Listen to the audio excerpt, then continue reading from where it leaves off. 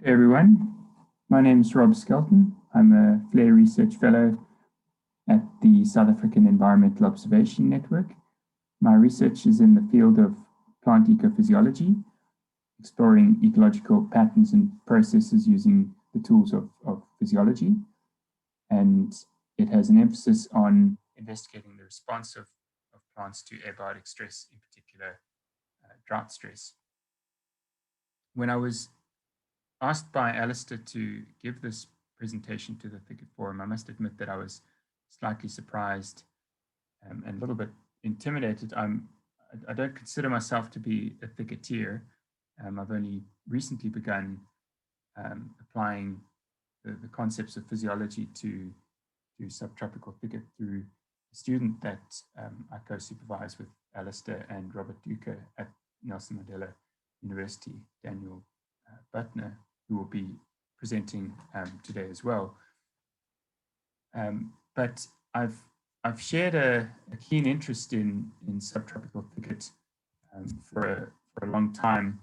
I was born in what was then known as Grahamstown and is now Makanda, and I was fascinated by the flora of this part of the world. It was captured so nicely in a book by Richard Cowling and Shirley Pearce, East of the Cape, Conserving Eden in the early 2000s. And really the thing that amazed me was this diversity of plant form that you struggle to find in other parts of the world. It really is an enigmatic vegetation type, and it's been explored so well by some of the other presenters in this forum. So today I'm hoping to explore the role of plant hydraulics in determining the form of some of the woody flora. I know Guy Midgley covered the succulent flora, and Jan Vlok and others introduced the various different types of subtropical thicket, but I'm hoping to shine a spotlight on the physiology of some of the woodies of this part of the world. And the kind of theme of my presentation is set by this what I consider to be a fairly poetic quote by a mathematician, Peter Stevens, and he writes in a book called Patterns in Nature in the early 70s that nothingness has an architecture that makes real demands on things. Every form, every pattern, every existing thing pays a price for its existence by conforming to the structural dictates of space. Now, the challenge for a physiologist is to identify what these structural dictates of space of a region are, and what the demands that they make upon the organisms that live in those environments are. And in particular, the way we do that is we try to understand the costs involved with living in a particular environment. So with that said, we can dive into the subtropical thicket region. And what I'm hoping to show in this slide is what these structural determinants, what these abiotic stresses that might influence plant form might be. And in this case, what we can see is when we look at the mean annual precipitation, we can see quite strong gradients in rainfall in this part of the world. So we go from areas around Knysna on the coast, where rainfall can exceed 1,000 mils a year, to just over the coastal ranges. We can see that rainfall gets quite low at the very arid edge of thicket. Gets as low as below 300 mils, so 250 to 300 mils, and that was covered quite nicely by Jan Vlok in his overview of the thicket types, where he showed the different rainfall ranges of the different vegetation types within the subtropical thicket. So that's one of the physical determinants of plant form in this part of the world. Another is that this area is situated between the southwestern winter rainfall region and the summer rainfall of the rest of Southern Africa.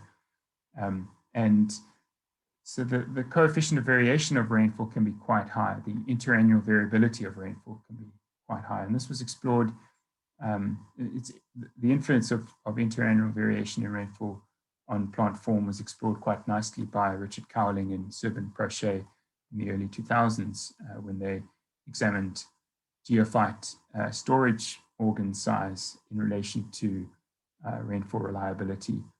And there have been a couple of papers on that, which is fascinating research.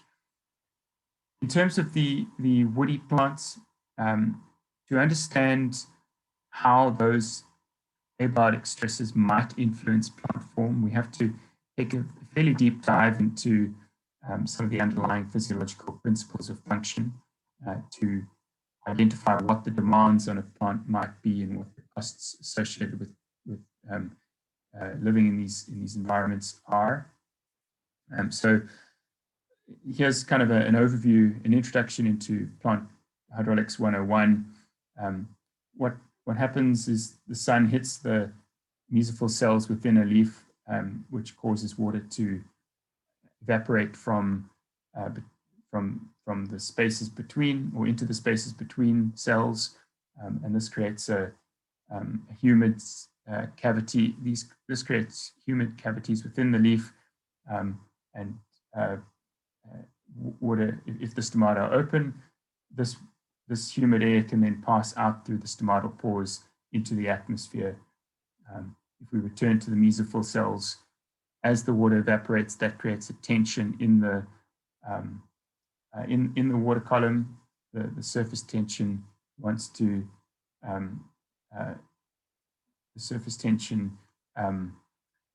to hold the water molecules there, and as water is evaporated from the sites, this creates a tension and this pulls water up through the plant.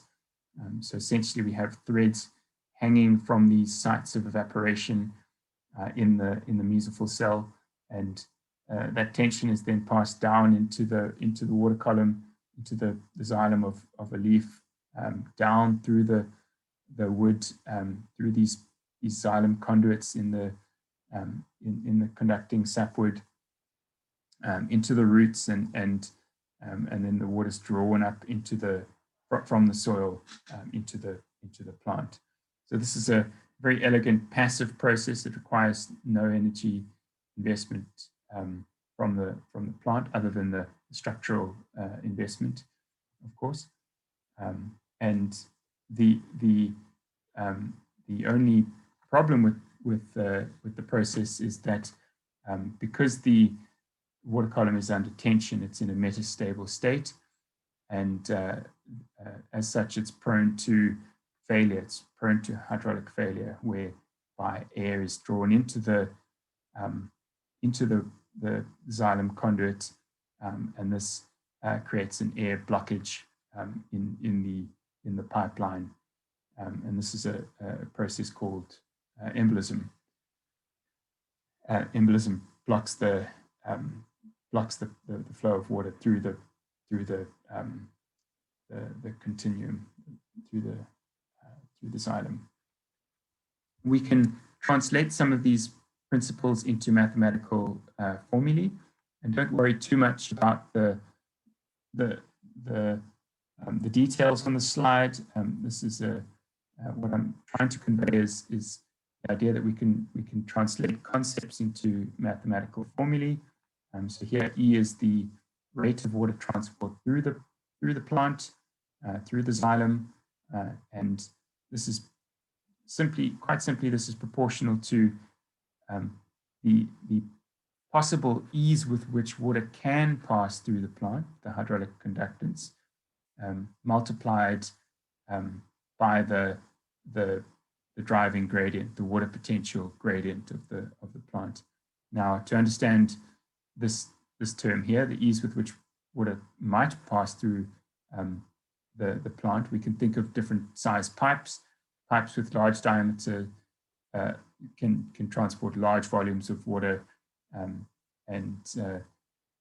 in fact, the volume of water that the plant that pipe can transport is proportional to the radius of the conduit diameter to the power of 4, meaning that with fairly slight changes in diameter, the ease with which water can pass through that pipe increases dramatically. The second term here, this water potential gradient, you can think of this as the tension in that spring. As you pull the string, the tension increases such that when you release it, if you've pulled it a lot, the spring will snap back quite quickly. In other words, translated into a plant, if the tension is great, the amount of water that can be pulled through the plant will increase. If we then move to the distal ends of the plant, we can see that the rate of water loss from the plant is proportional to stomatal conductance, the ease with which water can escape from the stomata, and this is simply dependent on the aperture of the stomatal pores. If the pores are open, stomatal conductance is high, water can pass easily through, and if the evaporative demand, the vapor pressure deficit in this case, is high, then the rate of water loss from the plant will be high as well. Now we can combine these two equations into a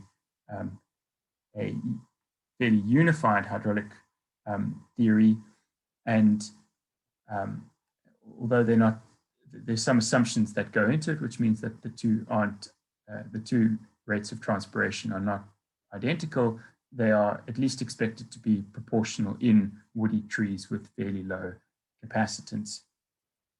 And what we can do is we can identify a bunch of traits that we can measure. So this hydraulic conductance term, for example, is made up of hydraulic conductivity, which is simply the ease with which water can pass through a given length of stem. And if you divide that by the total length of the plant, which is the plant height, you can get an idea of hydraulic conductance. And there are a couple of other terms that we can introduce as well to allow us to figure out how water moves through a plant. And what we can then do is the reason we do that is we can then isolate one term on one side of this proportionality equation, and we can start to predict what will happen when we move into dry environments, shown here in the red. So if the VPD, if the evaporative demand increases on the right-hand side of this equation, the proportionality theory suggests that in this case hydraulic conductivity should increase, and if the soil water potential decreases, in other words, the tension in the xylem water column decreases, then the denominator will decrease, and again we predict that hydraulic conductivity should increase. So what this predicts in this case is that as plants enter into drier environments, the hydraulic conductivity should increase. Now we can measure this. We can go out and make a bunch of measurements on plants, and what we see in this case is that hydraulic conductivity does not in fact increase as you move to more arid environments. In fact, if anything, hydraulic conductivity decreases as you move to more arid environments. Okay, so where does this leave us? Is the proportionality theory broken? Well, not in this case. The potential answer for why we see this decrease in hydraulic conductivity is that hydraulic conductivity is a function of hydraulic vessel diameter, as we mentioned earlier. And again, in fact, it's proportional to the radius of the xylem cells, the xylem conduit to the power of 4, such that if you have relatively small changes in vessel diameter, this leads to fairly substantial increases in hydraulic conductivity. However, other processes within the plant are also dependent on vessel diameter, such as this parameter here, P50. Now, to understand what P50 means, we have to go back a step where we spoke about the failure of the hydraulic network, such that as the tension in the water column, shown here on the x-axis, increases, so although I've shown negative numbers here, this just means it's negative pressure meaning tension. As the tension increases from right to left, so very low tension, very hydrated, to very high tension, very dehydrated, what we can observe is the air entering into the xylem conduits in a cross-section of a stem. And what we see is that there are points at which, so the water potential points at which air is observed entering into the xylem. And these curves are called xylem vulnerability curves. They simply mean xylem vulnerability to embolism or air entry response curves. And what we can identify is that P50 parameter, that water potential at 50% air entry in this case, or 50% embolism. And this is proportional to 50% hydraulic failure in plants. So when we compare a bunch of species, we can identify which species are more or less tolerant of tension. And we've examined this in North American oaks, which occupy a very diverse range of habitats in Western North America, from very mesic conditions in the very northwest. This is the Pacific Northwest. There's very mesic forests out near Washington and Seattle and Oregon, and this is those kind of wetter states. And then as you move towards the deserts of Mexico, essentially, conditions get drier. And what you observe is that as you move down this gradient of rainfall to drier environments, the P50 value gets lower and lower, which means that the plants are able to withstand embolism to a greater extent. So these plants down here in this desert environment, these desert environments have a greater capacity to withstand air entry than these plants growing in the Pacific Northwest in these very mesic environments. And this is an evolved, we showed that this is an evolved trait that has evolved in multiple lineages. So there's been convergent evolution towards more resistant xylem in these North American oak species as they've entered into these fairly arid desert environments shown here in the cream color squares. Okay, so that formed part of the embolism avoidance hypothesis. And again, how we're relating this to our hydraulic proportionality theory is that we're showing that there's a relationship between xylem hydraulic conductivity and xylem capacity to withstand air entry. And this is the basis of a so-called efficiency safety trade-off in woody plants, which simply means that the plants have to make a choice essentially between being very safe. In other words, they are able to withstand great tensions before they experience air entry. But this comes at the cost of having to develop thicker walls and thicker pit pore membranes to withstand the air entering into the xylem conduits. But this comes at the cost of hydraulic efficiency. Thicker pit pore membranes means that water moves slower through the conduits, et cetera, et cetera. So there are a bunch of anatomical constraints on how efficient the xylem can be.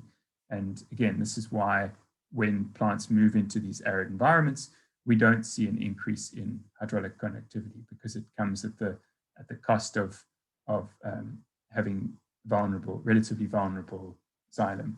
Now, I pulled together some data from other South African biomes, the forest biome, a couple of angiosperm species there, some of the fane bush species, and then some of the succulent karoo. And Daniel Butner has some excellent data to contribute from the thicket, and his presentation, I think, will follow this one. So if we return to that hydraulic proportionality theory, we can ask what are some of the other changes that the plants can make. Well, one of the changes is that they can reduce stomatal conductance as plants enter into these dry environments. But again, for the C3 plants, this comes at the cost of not being able to assimilate CO2. So the same cause that water is lost through allow for carbon dioxide uptake, so that when the plants close these stomata, they essentially they become carbon limited, and they're unable to produce sufficient sugars to drive other metabolic processes. So this is not a desirable process in C3 plants. Of course, as Guy mentioned, CAN plants have got around this problem whereby they close their stomata during the day and open them only at night. But this is not a viable solution in C3 woody plants. So the other aspect of oaks that we examined was variation in height, variation in path length, essentially. And what we found was that the more vulnerable trees occurring in mesic environments with large leaves tended to be much larger trees, and the plants growing in the desert environments of Southwest California and into Utah and Arizona tended to be shorter with smaller path lengths. So the hydraulic proportionality theory tended to hold up in oaks. So returning to the subtropical thicket, I cobbled together a bit of data from a paper that was published some time ago now.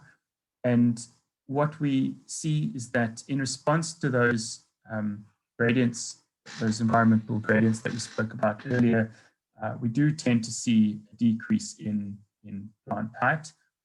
So when we move from forest to mesic thicket to valley thicket and into the arid thicket zones, what we see is that they are decreasing plant height or vegetation heights associated with those different thicket types. And of course, rainfall is not moisture availability is not the only driver of plant height. So at this point, we should treat this as a hypothesis that has some data to support it, but other factors, of course, might be at play. But I think it's an interesting and elegant thing to test a kind of a biophysical or set of biophysical equations using some data. And I look forward to being able to examine these kinds of processes in the future. And again, what I'm hoping to achieve in this presentation is simply to shine a spotlight on how incredible this vegetation type can be when you look at it with fresh eyes, when you realize how different it is to some of the other vegetation types of the world, and you can place it into context, and you can develop hypotheses that you can then go out and test. So here we might here I presented a hypothesis for how we might think about woody plant form when we move from valley thicket to relatively arid thicket, and even into areas of succulent karoo vegetation. Of course, there are other drivers that might be at play. Of course, there are other features of plants that might be important: capacitance, water storage, succulents. Investment in underground structures, escaping drought. These are all features of plant function, but that should add to our bouquet. That should make the research more exciting. So hopefully I'm able to stimulate some discussion, some conversation, with that, all that's left is to thank the sponsors of my research, the UK, the British Royal Society, who fund the research in collaboration with the Global Challenge to Research Fund that is funded by the UK government in a partnership with the African Academy of Sciences. I want to thank SEON for hosting the research, Cape Nature for providing permits that make the research possible in some of the reserves in the Cape, and then most importantly to some of the research collaborators that I've been fortunate to work with, and in particular Alistair, for inviting me to give this presentation. I look forward to what Daniel Buckner has to say. I hope that I provided a decent enough introduction to plant hydraulics to pave the way for Daniel's interesting talk into the impacts of abiotic stress on the function of subtropical thicket. And then lastly, just thank you, the faceless audience, for listening to the presentation. And with that, I'm happy to take any question on the WhatsApp chat group, and feel free to email or get in touch some other way. Great, thanks very much.